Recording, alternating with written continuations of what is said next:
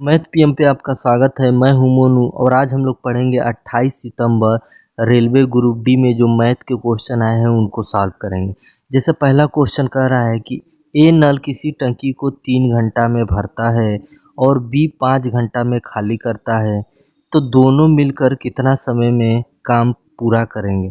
कह रहा ए जो है 3 घंटा में किसी टंकी को भरता है। जैसे मान लीजिए ये टंकी है, इस टंकी को अगर अकेले जो है ए भरे तो वो 3 घंटा में भर देता है। अब बी जो है इस भरी हुई टंकी को अगर खाली करे तो 5 घंटा में खाली कर देता है। लेकिन अगर दोनों नल को एक साथ चालू कर दिया जाए तो कुल टंकी कितने घंटे में भरेगा। तो सबसे पहले आप क्या करेंगे, इनका लॉसन निकालेंगे। 15 या 3 से भाग दिए 5 बार में, 5 से भाग दिए 3 बार में। अब कहने का मतलब है टंकी 15 लीटर का है। कितने लीटर का है टंकी? 15 लीटर का है।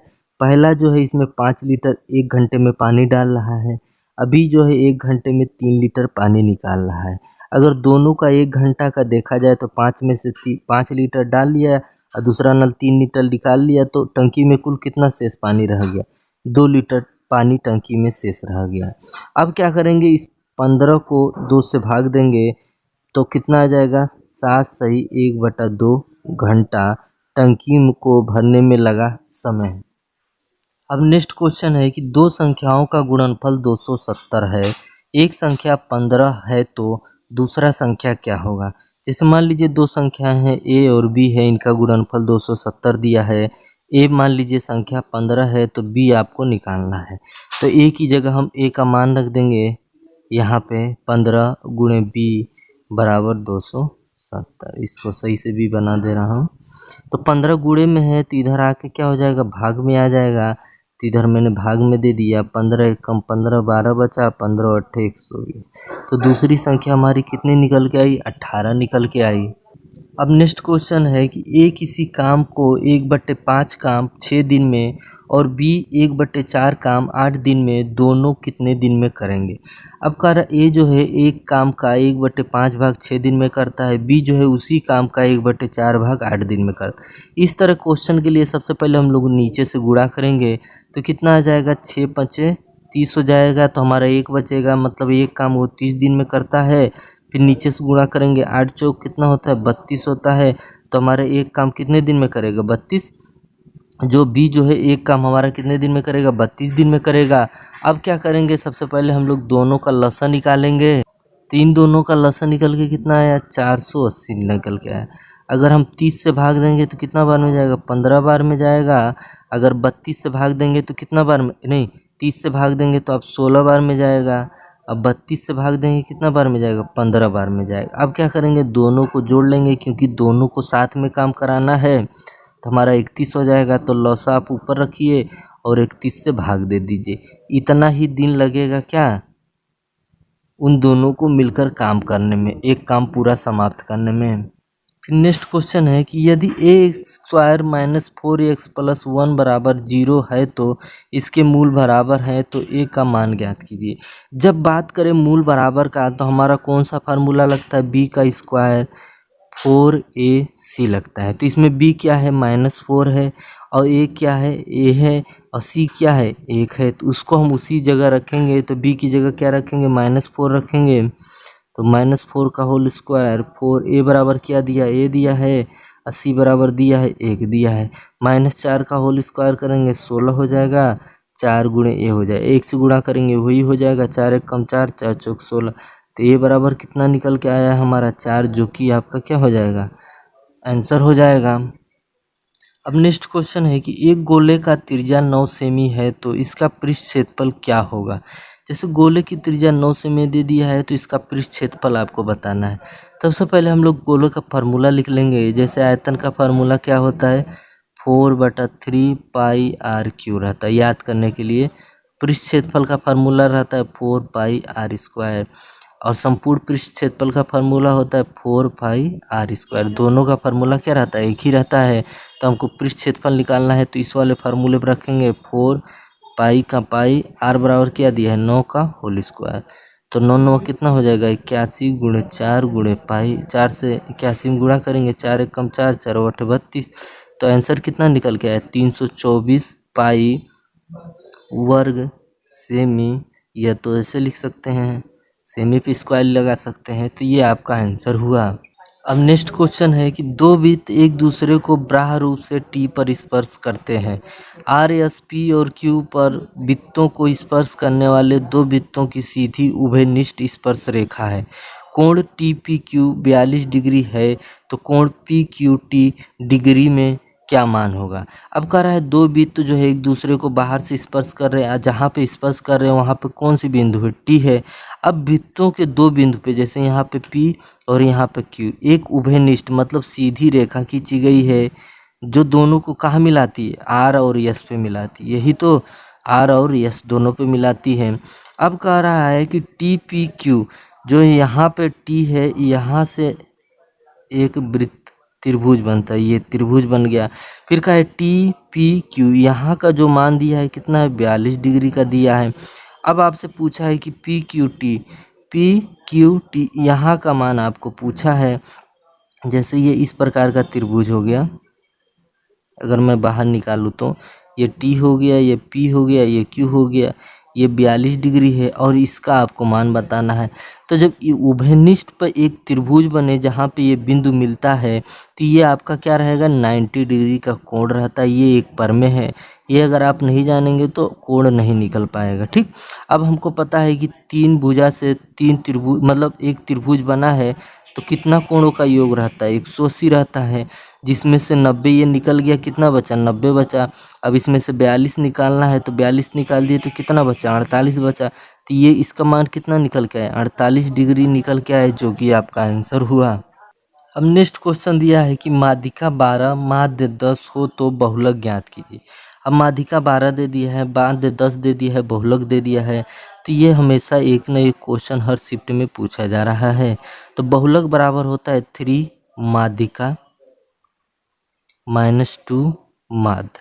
अब इसी फार्मूले पे आपको रख देना है। तो 3 माध्यिका कितना दिया है, 12, तो हम यहाँ 12 रख देंगे, -2 माध्य कितना दिया है, 10, तो 10 रख देंगे। तो 12 3 होता है 36 और 10 दूना होता है 20। 36 में से 20 गया, कितना निकला, 16 निकला। ये आपका क्या निकल गया, बहुलक निकल गया। अब नेक्स्ट क्वेश्चन है कि तीन गोलों की त्रिज्या 3, 4, 5 दिया था, तो तीनों को मिलाकर गोला बनाया गया, तो उसका आयतन क्या होगा। कह रहा है तीन गोला है, एक की त्रिज्या 3 है, दूसरे की त्रिज्या 4 है, तीसरे की त्रिज्या 5 है। तीनों को गला कर एक तीसरा गोल चौथा गोला बनाया गया, तो उस गोले की त्रिज्या बतानी है। वैसे तो हम लोग बचपन में इस क्वेश्चन को याद कर लिए थे कि अगर यहाँ 3 है, यहाँ 4 है, यहाँ 5 है, तो यहाँ आपका 6 होगा, लेकिन हम आपको लगा के बताएंगे। ठीक है, सबसे पहले मैं बात करूं, अगर इन तीनों गोले में पानी रहे और इस गोले के पानी को ले जाके इस चौथे गोले में डाल दिया जाए, तो क्या गोला का पानी घटेगा बढ़ेगा। भाई तीनों गोलों में जितना पानी रहेगा उतना ही पानी इस गोले में आएगा। इतना बात समझ में आया। तो इसके कहने का मतलब मेरे कि तीनों का आयतन मिला के जो आएगा वही चौथे का आयतन होगा। इतना बात समझ में आ गया। अब तीनों का आयतन क्या होता है भाई, 4/3 pi r cube, 4/3 pi r cube, 4/3 pi r cube, इसका भी 4/3 पाई आर क्यू। ठीक है, जिसका आर जितना रहेगा उस आर में रख देंगे। अब इसमें देखिए 4/3 पाई, 4/3 पाई, 3 पाई कॉमन मिल रहा है, तो हम 4/3 पाई कॉमन ले लेंगे। और इसमें आर बराबर क्या दिया है, 3, तो 3 पे 3 लग देंगे। इसमें आर बराबर दिया है 4, तो 4 पे 3 रख देंगे। इसमें आर बराबर दिया है 5, तो 5 पे 3 रख देंगे। इसमें 4/3 पाई, आर हमको पता नहीं तो उसको उसी तरह रखेंगे। अब 4/3 से कटा, पाई से पाई कट गया। 3 का क्यू करेंगे 27, 4 का क्यू करेंगे 64, 5 का क्यू करेंगे 125, आर का क्यू। अब तीनों को जोड़ेंगे तो कितना हो जाएगा, 216। आर का क्यू इधर आ जाएगा तो क्या हो जाएगा, घनमूल में हो जाएगा। तो 216 का घनमूल निकालेंगे तो कितना आ जाएगा, 6 आ जाएगा। तो आर बराबर 6। तो आंसर हमारा कितना आया, 6 आया। अब नेक्स्ट क्वेश्चन है कि एक बेलन का आधार की परिधि 77 है और उसकी ऊंचाई 23 है, तो पृष्ठ क्षेत्रफल क्या है होगा। बेलन की परिधि दिया है 77, बेलन की ऊंचाई दिया है 23, उसका पृष्ठ क्षेत्रफल आपको बताना है। तो बेलन की अगर परिधि की बात करूं मैं, तो उसका फार्मूला क्या होता है, 2 पाई आर होता है। तो 2πr बराबर 77 दिया है। और ऊंचाई बात करूँ तो यस से डिनोट करते हैं जो कि 23 दिया है। इसके पृष्ठ क्षेत्रफल की फार्मूला की बात करूँ तो 2πrh होता है।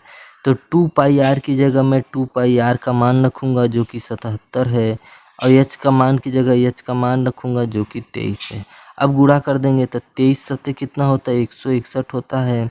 तो हाँ रख देंगे 1 और हासिल हो जाएगा 16। 23 सत्ते 161 और फिर इसमें 16 जोड़ेंगे तो कितना हो जाएगा, 171 हो जाएगा, जो कि डायरेक्ट हम लोग यहाँ पे रख देंगे। तो 1711 क्या निकल के आया, बेलन की पृष्ठ क्षेत्रफल निकल के आया। ये अब अगला क्वेश्चन लगाते हैं। कोई धन 2 वर्ष में 1200 हो जाता है और 3 वर्ष में 1500 हो जाता है, तो दर क्या होगा। कह रहा है साधारण ब्याज की दर से कोई धन 2 वर्ष में 1200 हो जाता है। इसके मतलब क्या है कि इसमें मूलधन है और 2 वर्ष का ब्याज छुपा हुआ है, तभी तो 1200 हुआ है। अब इसमें क्या है, मूलधन है और 3 वर्ष का ब्याज छुपा है, तो कितना है, 1500 है। अगर दोनों में देखा जाए तो कितना, 1 वर्ष का डिफरेंस है। अब पैसे में देखा जाए रुपये में तो 300 रुपया का डिफरेंस है। मतलब जो 1 वर्ष का ब्याज है कितना हमारा है, 300 रुपया है। तो 2 वर्ष का ब्याज कितना हो जाएगा, 2 से गुणा करेंगे तो 600 हो जाएगा। तो अगर मैं इसमें से 600 घटा दूँ तो हमारा मूलधन आ जाएगा। तो मूलधन हमारा कितना निकल के आया, 600 रुपया निकल के आया। तो मूलधन 600 रुपया है। समय मैं मान लेता हूँ 1, दर हमको पता नहीं, बटे 100, और 1 वर्ष का ब्याज कितना है, 300 है, 300 रख दिया। डबल जीरो से डबल जीरो कटा, 6 कम 6, 6 पंचे 30 हो गया। 6 कम 6, 6 पंचे कितना हो जाएगा, 30 हो जाएगा। जीरो का जीरो बढ़ा दिए तो दर हमारा कितना निकल के आया, 50% निकल के आया। नेक्स्ट क्वेश्चन है कि एक बेलन की ऊंचाई उसकी त्रिज्या की दोगुनी है और उसका पृष्ठ क्षेत्रफल 3850 दिया है, तो आयतन कितना होगा। कह रहा है जो ऊंचाई है उसकी त्रिज्या की कितनी है, दोगुनी है। तो त्रिज्या को मान लेते हैं हम x, तो ऊंचाई कितना हो जाएगा 2, तो ये हो जाएगा x, ये हो जाएगा 2x हो जाएगा। ठीक है, इसको मानते हैं x, तो ये हो जाएगा 2x हो जाएगा। अब पृष्ठ क्षेत्रफल का फार्मूला होता है 2πrh बराबर 3850, यही होता है। तो 2 का मान 2 रख दिए, पाई का मान हो गया 22/7 हो गया। आर का मान कितना दिया, x दिया है, और h का मान कितना दिया है, 2x दिया है, बराबर 3850 हो गया। कितना हो गया, 3850 हो गया। अब हम इसको काटेंगे। देखिए 11 से काटे, 11 दूनी 22, 11 से काटे, 11 तिहाई 33, बचा 5, 11 पचे 55, 350 हो गया। अब इसको 2 से काट देंगे, 2 एक कम 2, 2 सत्ते 14, 2 पंचे 10। ठीक है, अब इसको अगर हम तोड़ेंगे तो कितना में तोड़ेगा, 25 गुणे 7 में टूटेगा, और ये 7 नीचे है तो इधर आ जाएगा। और कितना बचा, 1 2 और 1 2, 2 2 नीचे हो जाएगा। और x क्या हो जाएगा, x स्क्वायर हो जाएगा। तो स्क्वायर जब इधर आएगा तो क्या हो जाएगा, अंडर रूट में हो जाएगा। तो अंडर रूट से बाहर निकालेंगे तो ये 5 निकला, इसमें का एक 7 निकल जाएगा, इसमें का एक 2 निकल गया। तो बराबर कितना हो गया, 35/2 हो गया। तो हमारी त्रिज्या निकल के आई 35/2, और 2 गुणे 35/2, 2 2 से कट गया, तो ऊंचाई हमारी 35 निकली और त्रिज्या हमारा 35/2 निकला। अब आयतन का फार्मूला होता है πr²h। पाई का मान होता है 22/7, आर बराबर कितना दिया है, 35/2, 2 बार लिखेंगे, और एच बराबर दिया है 35 दिया है। ठीक है, तो 7 से काटेंगे, 7 पचे 35, 2 से काटे, 2 एक कम 2 एक कम, तो क्या हो गया, 11 गुणे 5 गुणे 35, 35 2 बार दिया है तो 35 का होल स्क्वायर, और नीचे क्या आ गया, 2 हो गया। अब इसी को हल कर लेंगे, हमारा आंसर हो जाएगा। अब नेक्स्ट क्वेश्चन है कि कोई वस्तु को 1,64,000 में बेचने पर 20% की हानि होती है, तो क्रय मूल्य क्या होगा। अब विक्रय मूल्य हमारा कितना है, 1,64,000, तो इसको रखेंगे 1,64,000 रख दिए। अब इस पे कितना प्रतिशत की हानि होती है, तो 100 में अगर हानि होगी तो घटाएंगे, अगर लाभ होता तो जोड़ देंगे। तो हानि है 20% की, तो 20% इसमें घटाएंगे।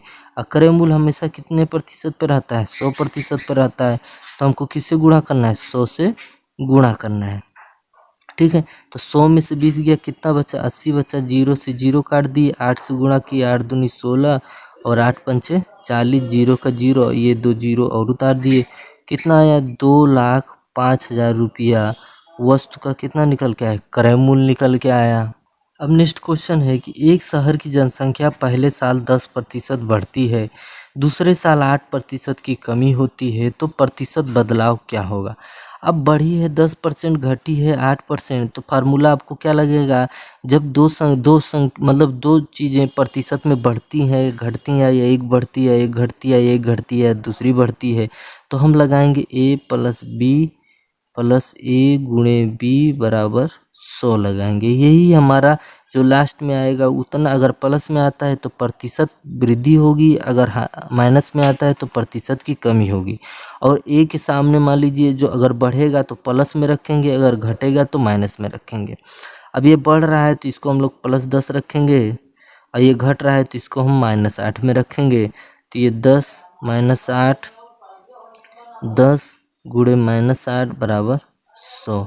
तो 10 में से 8 गया, कितना बचा, 2 बचा।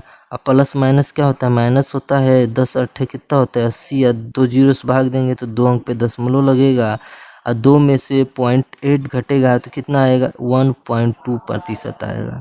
अब ये जो कि प्लस में आया है तो हमारा जनसंख्या में कितने प्रतिशत की वृद्धि होगी, 1.2% की वृद्धि होगी।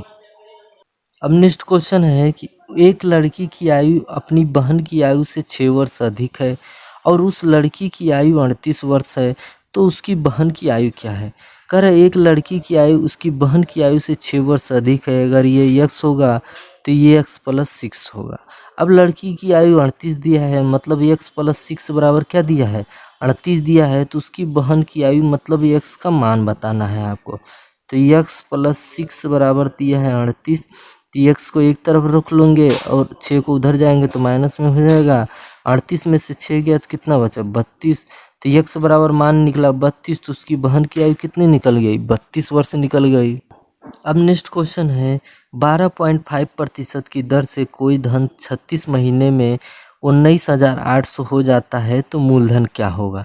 दर आपका 12.5% दिया है, इसको आप लिख सकते हैं 25/2 लिख सकते हो, क्योंकि 2 से विभाजित करोगे फिर 12.5% में हो जाएगा। समय 36 महीना दिया है, इसके मतलब क्या 3 साल होता है, एक साल में 12 महीना, तो 12 को अगर डिवाइड करेंगे तो कितना हो जाएगा, 3 साल हो जाएगा। मिश्र धन दिया है 19,800, तो मूलधन आपको बताना है। अगर बात करें प्रतिशत में तो मूलधन हमेशा कितना प्रतिशत रहता है, 100% रहता है। अब एक साल में वो 25/2 बढ़ रहा है, तो 3 साल में कितना बढ़ेगा, तो हम लोग 3 से गुणा कर देंगे तो कितना हो जाएगा, 75/2 हो जाएगा।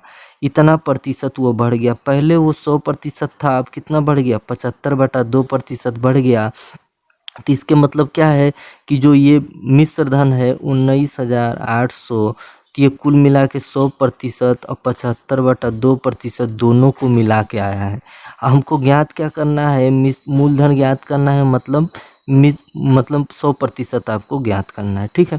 अब इसी को हम लोग हल करेंगे, 2 से गुणा करेंगे तो 200 और 75 जोड़ेंगे तो कितना हो जाएगा, 275, और 2 कहाँ जाएगा, ऊपर चला जाएगा। 25 से काटेंगे, 25 से कम 25, फिर 25 से कम 25, 25 से काटे तो क्या हो गया, ये 4 हो गया, 25 चौके 100, 11 से काटते 11 कम 11, 8 बचा, 11 8 88, ठीक है। अब 4 दूनी 8 हो गया, और 8 को 18 से गुणा करेंगे कितना हो जाएगा, 144 हो जाएगा। डबल जीरो का डबल जीरो बढ़ा दिए तो हमारा कितना निकल के आया, मूलधन 14,400 रुपया मूलधन निकल के आया। अब नेक्स्ट क्वेश्चन है कि यदि tan² θ - sec² बराबर 19 हो तो cos θ का मान ज्ञात कीजिए। अब tan² θ को पहले हम खोलेंगे तो क्या हो जाएगा, sec² θ -1 में खुलेगा। इधर sec² θ दिया है बराबर 19 दिया। अब 19 को आप इधर लाएंगे तो क्या हो जाएगा, 19 इधर आएगा तो -19 और -1 कितना हो जाएगा, -20 हो जाएगा बराबर 0। अब हम क्या करते हैं, सेक को मान लेते हैं हम लोग, sec θ को मान लेते हैं x, तो x² x -20 बराबर 0। अब हमारा द्विघात समीकरण हो गया, तो अब इसका हम लोग मूल निकाल लेंगे। तो मूल निकालने का मतलब क्या, गुणा करने पे ऐसी दो संख्याएं बताइए जो गुणा करने पे 20 आए और घटाने पे क्या आना चाहिए, 1 आना चाहिए। तो वो है 5 और 4, ठीक है। -5 ये +4 रहेगा, ठीक है। तो -5 में से अगर +4 जाएगा तो माइनस का 1 आ जाएगा, ठीक है। अब गुणा करने पे 20 आ रहा है। अब लास्ट में क्या कर देते हैं, जब आंसर लाना हो तो दोनों का मूल चिन्ह जो है चेंज हो जाएगा, तो ये +5 हो जाएगा और ये -4 हो जाएगा। ये हमारा क्या निकला, सेक का मान निकला, सेक थीटा का मान निकला 5 निकला। अब सेक थीटा का उल्टा हमारा क्या होता है, कॉस थीटा होता है। तो इसको अगर हम उल्टा कर देंगे तो 1/5, तो ये हमारा हो जाएगा कॉस थीटा। तो कॉस थीटा का मान निकला 1/5 निकला। अब अगला क्वेश्चन लगाते हैं। एक नाविक अपनी नाव को शांत जल में 9 किमी घंटा की गति से चला सकता है। वो 9 घंटे में धारा के अनुकूल 44 किमी और धारा के प्रतिकूल 35 किमी की दूरी तय कर सकता है। वह धारा के अनुकूल 33 किमी और धारा के प्रतिकूल 28 किमी की दूरी तय करने में कितना समय लगाएगा। अब इसमें कह रहा है नाव की चाल है 9 किमी प्रति घंटा। अनुकूल का मतलब होता है कि जिधर नाव भी बह रही है उधर नदी की धारा भी बह रही है। अब प्रतिकूल का मतलब हो रहा है कि नाव की अलग जा रहा है, मतलब नाव विपरीत दिशा में जा रहा है और जल विपरीत दिशा में जा रहा है, मतलब दोनों एक दूसरे के विरोधी हैं। तो अनुकूल में चाल क्या होता है, दोनों में प्लस हो जाता है। और प्रतिकूल में चाल क्या होता है, दोनों में माइनस होता है। और नदी की चाल हम क्या मान लेते हैं, x किमी प्रति घंटा। तो इसमें क्या हो जाएगा, अनुकूल में 9 + x हो जाएगा, और प्रतिकूल में क्या हो जाएगा, 9 - x हो जाएगा। ठीक है। अब ये जा रहा है अनुकूल में, तो हम यहाँ 9 + x से भाग देंगे। क्यों भाग देंगे, क्योंकि ऊपर आपकी दूरी है और नीचे आपकी चाल है, तो दूरी बटे चाल बराबर क्या होता है, समय हो जाता है। अब ये प्रतिकूल में जा रहा है तो इसमें घटाएंगे और दोनों को मिलाकर जो समय निकला है वो हमारा कितना है, 9 घंटा है। मतलब अनुकूल जा रहा है, प्रतिकूल आ रहा है, या दोनों को मिलाकर समय कितना हो रहा है, 9 घंटा हो रहा है। अब हमको देखना है कि x की जगह क्या रखें। या तो भाई इसको तिरछी गुणा करके हल करें, या तो x की जगह ऐसा मान रखेंगे कि 44 को काट दे। तो 44 को कौन सी गिनती काट सकती है, या तो 11, या तो 4 काट सकती है, या तो आपका 2 काट सकती है, या तो 22 काट सकती है। तो हम लोग क्या करेंगे, ऐसा नगीच वाला देखिए 11 का है, तो 9 में अगर हम 2 जोड़ेंगे तो क्या हो जाएगा, 11 हो जाएगा। तो यहाँ पे हम 2 रखेंगे तो 11 हो जाएगा, और 9 में से 2 घटाएंगे तो क्या हो जाएगा, 7 हो जाएगा। तो 11 चौक और 7 बचे, तो 5 4 कितना हो गया, 9 हो गया। अरे मतलब बैठ रहा है। तो हम x की जगह क्या रखते हैं, 2 रखते हैं। ठीक। तो 9 + 2 और 9 - 2, और दोनों को मिलाकर पूछा है कितना समय लगेगा। तो 9 2 11, 9 में से 2 गया 7 हो जाएगा। तो 11 3 कितना होता है, 33, और 7 चौक कितना होता है, 28। और दोनों को मिलाकर समय कितना लगा, 7 घंटा लगा, जो कि आपका आंसर हो गया। अब नेक्स्ट क्वेश्चन है कि यदि एक संख्या दूसरी संख्या के 3 गुने से 5 अधिक है तथा उनका योग 53 है तो बड़ी संख्या क्या है। कह रहा है दूसरी संख्या के 3 गुने से 5 अधिक है। दूसरी संख्या अगर हम x मानते हैं तो पहली संख्या क्या हो जाएगा, इसका 3 गुना, x का 3 गुना से कितना अधिक है, 5 अधिक है। इन दोनों का योग कितना दिया है, 53 दिया है। तो पहली संख्या की जगह रखेंगे 3x + 5, और दूसरी संख्या की जगह रखेंगे x बराबर, दोनों का योग कितना है, 53 है। तो 3x और x कितना हो जाएगा, 4x + 5 और ये 53। तो 5 उधर जाएगा, तो 53 - 5 और ये 4x। 53 में से 5 जाएगा तो कितना हो जाएगा, 48। ये 4x हो गया।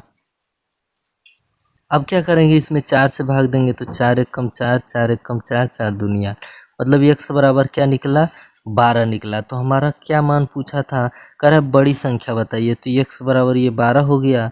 अब 12 तिया 36 और 5 कितना होता है, 41 होता है। तो पहली संख्या 41, दूसरी संख्या 12, तो बड़ी संख्या पूछा है तो बड़ी संख्या 41 है, जो कि आपका आंसर। अब नेक्स्ट क्वेश्चन है कि एक ट्रेन एक निश्चित दूरी को 60 किमी घंटा की चाल से 1 घंटा 20 मिनट में तय करती है, तो उसी दूरी को 50 मिनट में तय करने के लिए उसकी चाल कितनी बढ़ानी पड़ेगी। अब कह रहा है 60 किमी घंटा के हिसाब से 1 घंटा 20 मिनट लगता है। अगर हम दोनों को मिनट में कन्वर्ट कर दें, क्योंकि ये भी मिनट में दिया है, तो 1 घंटा में होता है 60 मिनट, और 60 और 20 कितना हो गया, 80 मिनट हो गया। ठीक है। अब ये 50 मिनट दिया है, तो हम क्या करेंगे, पहले चाल लिखेंगे, फिर उसका समय लिखेंगे, फिर दूसरे की चाल लिखेंगे जो कि पता नहीं है, और दूसरे का समय लिखेंगे जो कि 50 है। अब हल करेंगे, 0 से 0 कटा, 5 से काटिए 12 हो गया, 12 अट्ठे कितना होता है, 96 हो गया। तो दूसरी की चाल कितनी निकल के आई, 96 किलोमीटर प्रति घंटा निकल के आई। लेकिन इसने दूसरे की चाल नहीं पूछा, इसने पूछा है कितना अधिक करना पड़ेगा। तो 96 उसकी चाल है, पहले की चाल है 60, दोनों को घटाएंगे तो कितना चाल अधिक करना पड़ेगा, 36 किमी घंटा चाल अधिक करना पड़ेगा। नेक्स्ट क्वेश्चन है कि एक आयत की लंबाई चौड़ाई का 2 गुना है तथा परिमाप 42 मीटर है, तो लंबाई ज्ञात करें। लंबाई चौड़ाई का 2 गुना है, चौड़ाई अगर x होगा तो लंबाई कितना होगा 2x होगा। अब परिमाप बराबर क्या होता है, लंबाई प्लस चौड़ाई और गुणे 2 बराबर कितना दिया है 42 दिया है, तो 2 रख दिए। लंबाई कितना है 2x है, चौड़ाई कितना है x है, बराबर 42।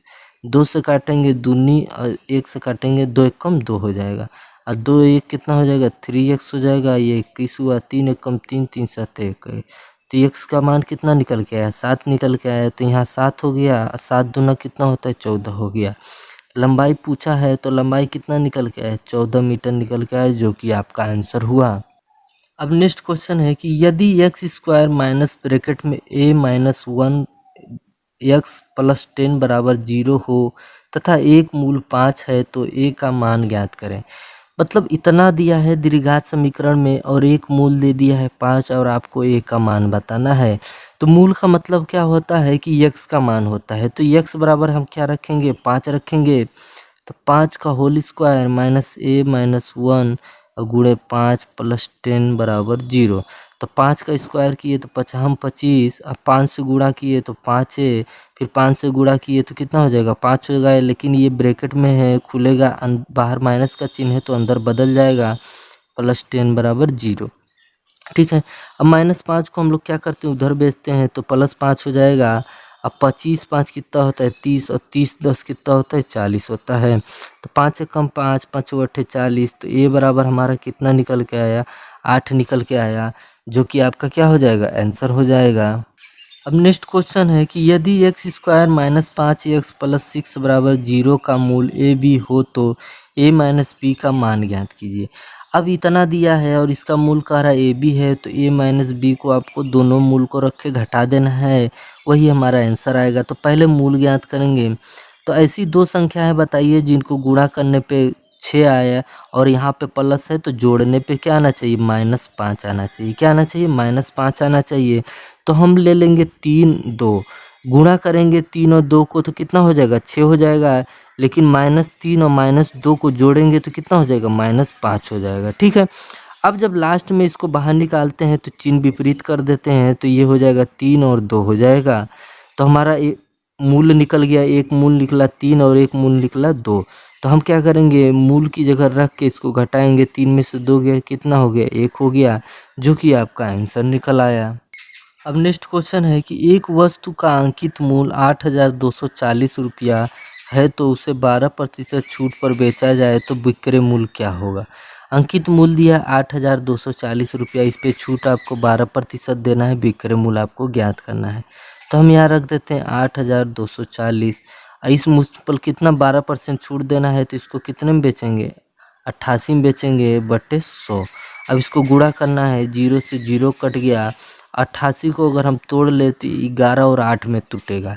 तो पहले हम 8 से गुणा करते हैं, 8 चौक 32 का 2, 8 दूनी 16 और 3 19 का 9, 8 अट्ठे 64 1 65। ठीक, फिर 11 से हम करेंगे, 11 दूनी 22 का 2, 11 9 99 2, 111 101 हासिल 10, 11 पचे 55 और 10 65 हासिल 6, 11 छंग 66 और 6 कितना होता है 72, और नीचे क्या बचा था 10 बचा था। अब 10 से अगर आप भाग देंगे तो 7 2 5 1, एक अंक पे दशमलव लग जाएगा 2, इतना हमारा क्या आ जाएगा विक्रय मूल्य आ जाएगा। तो यहाँ तक वीडियो में बने रहने के लिए बहुत बहुत आपका धन्यवाद। आपका एक लाइक हमको और मोटिवेशन करता है नेक्स्ट वीडियो बनाने में।